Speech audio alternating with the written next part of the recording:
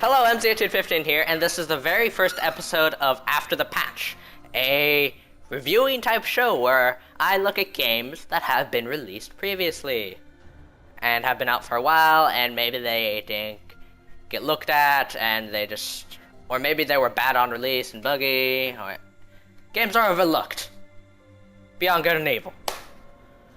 So, obviously, from the title screen, it's Binary Domain. PC version. And this thing loops in the opening, and what are you gonna do? So, PC version of Binary Domain.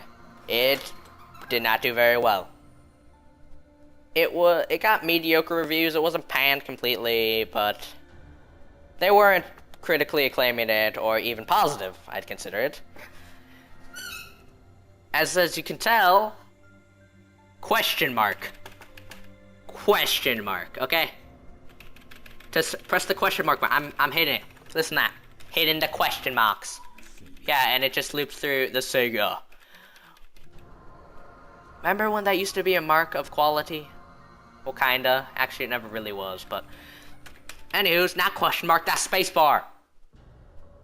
Spacebar. Look! You have spacebar. Why didn't you use spacebar? I didn't rebind it at all. Cross my heart and hope to die, or swear to die, or whatever. Okay, so the game came out with a terrible menu, and menu's still here. You can control it with the mouse, but oh, look at that, it goes back out. I don't even know how you control it with the mouse exactly. It doesn't move at all. Like, it will move randomly. It doesn't, so I guess that could be considered featured an Easter egg, maybe? Always look on the bright side of life. So you can control WASD, arrow keys, can't obviously tell, but trust me, I'm clicking the arrow keys, and 1 and 3. 1 and 3. No idea why. So there's two modes, pretty much. There's the single player campaign, which is third person, and it's really generic-y Gears of War kinda, featured Japan, Tokyo place, where you play as Dan Marshall, the most generic American hero ever, and his squad of elite, different nationalities, covert operatives. Campaign's around 8 hours long, although I'm slower, so if you're actually good at gaming, you'll probably blow through it really fast, like in an afternoon. And it was rather generic. I mean, they have a system of upgrading, buying your weapons, which is nice, and you could pick different people to go with you on the missions. Which I guess you consider that different. I guess you could see a little bit of, I guess, an attempt to be unique. Like, the setting itself, it's unique. It gives me kind of, this game really reminds me of another mediocre Sega game called Alpha Protocol. Of course, it was only published by them, and it was Obsidian who developed it, but it's same kind of semi-futuristic place, third person.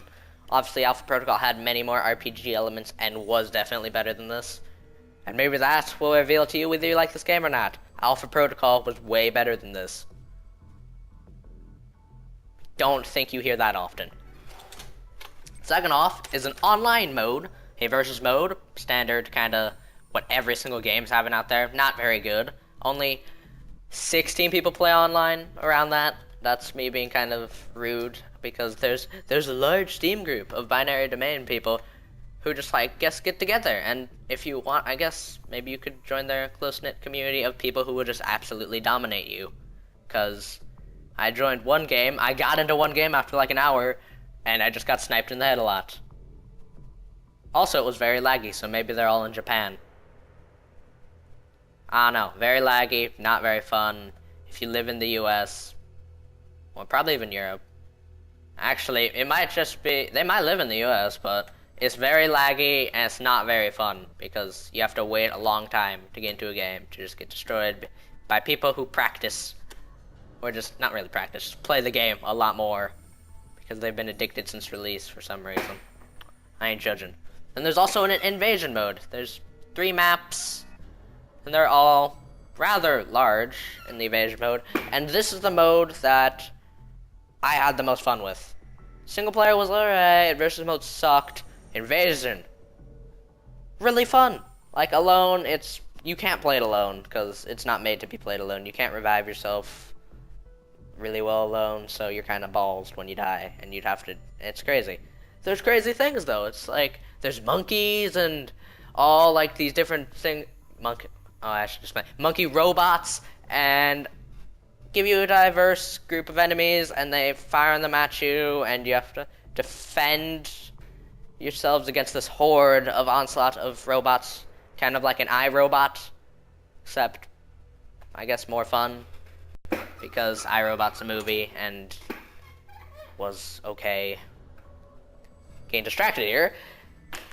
It's basically you pick a class and like it's better than I had more fun with this than something similar like Sniper Elite V2's zombie mode, which isn't very good, or it's on par with something like Call of Duty zombies, Nazi zombies.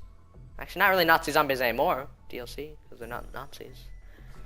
And you definitely need friends to play it. At least one. I played with one friend, and it supports up to 4. So definitely I'm missing out on something like Intense IO. But even 2 people had tactical things where it's like, I cover his flank, and we'd go on together. That was good. Now onto the more PC-oriented stuff that will only affect PC users, because that's the system I played on. So settings, you can only change them out of like an outside PC configure launcher thing. It's not really a launcher, it's just you gotta configure it out of it. And the settings are decent, they're good enough, but the vertical FOV thing and the horizontal, they have those, but I'm not really noticing a difference in them, so I'm not sure if they're working or not, but that could just be me. But of course that also is a bug maybe they haven't fixed. And it's been a year since this game's come out. A year, and it's already recently on Steam it was $6. That's quite a drop, because evidently this game was not good. So you got aim, you can pick aim assist on or off. It was on at first, so I don't know why. But that leads me to the next thing. Why was it on? Because there's so much freaking mouse acceleration in this game that's unreasonable. It's the worst mouse acceleration I've even dealt with in a very long time. It's almost impossible to aim with a mouse and like going mouse and keyboard setup. So after starting out with the mouse and keyboard, I quickly switched over to the gamepad. Now maybe it won't bug you as much as it bugged me, but that really bugged me. That it was so bad I had to use the gamepad, which is fine. It was fine. It was fun using the gamepad. It worked fine. But you should take that into consideration if you buy it on PC, that you will need some type of gamepad, Xbox One, Logitech One, Razer One. Keep that in consideration. Now the only DLC they have is two multiplayer packs. That's it. So that's really quick and over and done with. Anything else? Voice recognition software. Or settings. Voice recognition, it's the software, it has settings. That's kind of the thing that I think they completely missed. A single player co-op campaign would have been easily done. You just have your friend play instead of the AI partners, which are retarded. They will just stand in front of you and complain when you shoot them.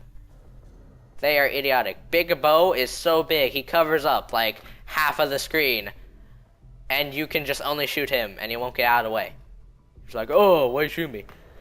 That's terrible, and I don't see why they thought it'd be okay to release the game in that state. Now, you could try to talk to them. They have voice recognition, and you could talk to them with your mic. It doesn't work at all. It's terrible voice recognition. It's worse than frickin' Siri. And so I ended up skipping this. I guess maybe this was maybe a selling feature of the game, and I didn't use it at all because it didn't work. I think this game might have been rushed. It probably was rushed. Seems like a common thing with Sega, rushing stuff. So you could pick this game up on Steam and most digital distributions, and it was also recently on Steam for like $6.24, but normally it's $19.99 or $24.99. I've seen it both. I don't know why you'd go with the $24.99 stores. I don't think if you're going to be playing alone, this game's even worth it for single player. Just skip it. You're not missing anything. There won't be a sequel. I can almost guarantee that this game did not do to the standards of Sega, who I don't know why they had standards for this. It's just baffling, you could say. So, out of an arbitrarily created number from my mind, this game gets a 54 out of 100. Not out of 10, because it's not that good. So hopefully this video has given you insight on Binary Domain, whether you should purchase it or not. The gameplay from release has basically not changed. They've done nothing. They've released 2 multiplayer DLC packs, which you shouldn't buy. It's stupid. And since this is the first after the patch, copyright MZ1815. Not really. That's expensive, and this isn't even monetized. So I'm not making money off of this. Just like in the comments, just write what I could do better, maybe, to improve this. Maybe next time I'll show you some actual gameplay or more gameplay, because you could see gameplay on other videos. Like look at Total Halibuts / Total Biscuits. It's the same exact thing. Nothing has changed. So any improvements, write them in the comments below. I know one that's gonna come up. A, my voice. B, there was enough of those bloody things, trust me. No, I cut like hundreds, tens of thousands of times with all the so that needs to be fixed. And to be continued.